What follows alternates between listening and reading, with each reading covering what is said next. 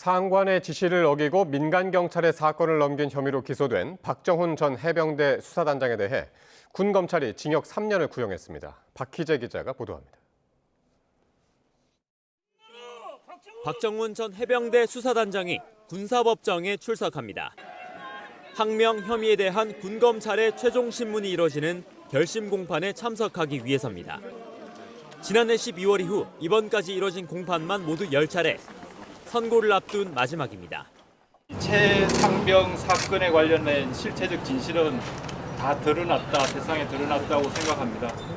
이제부터는 거기에 따른 이 진실이 승리로 이어지고 우리 사회에 정말 정의로움이 살아있음을 증명하는 시간인 것 같습니다.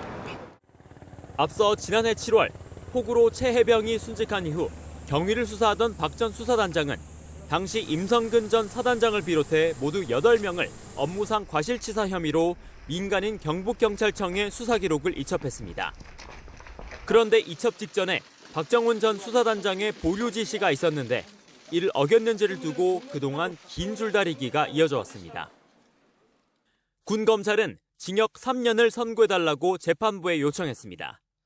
재판의 핵심 쟁점인 항명죄, 그 전제 조건인 이첩 보류 명령 자체가 있었는지를 두고 양측은 막판까지 공방을 벌였습니다.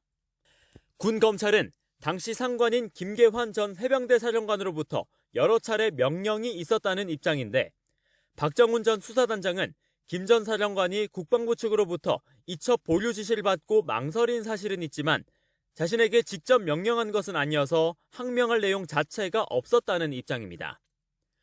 또 방송에서 이종섭 전 국방부 장관의 명예를 훼손했다는 군 검찰 측 주장에 박 전 단장은 질문의 사실 확인 차원에서 답한 것일 뿐 명예를 훼손할 고의는 없었다고 반박했습니다. 그 결론을 내릴 군사법원의 1심 재판 선고는 내년 1월에 열릴 예정입니다. 지난 1년여간 국민적으로도 큰 관심을 끌어온 사안인 만큼 1심이지만 항명죄 인정 여부에 따라 파장은 클 것으로 보입니다. YTN 박희재입니다.